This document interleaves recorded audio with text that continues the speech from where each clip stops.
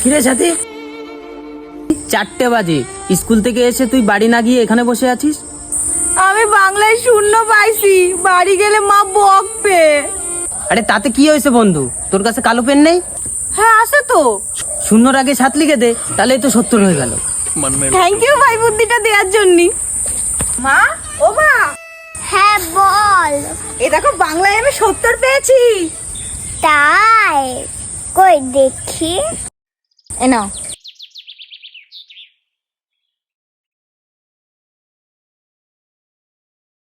বাহ, তুই 70 পেয়েছিস। আয় আমার কাছে আয়।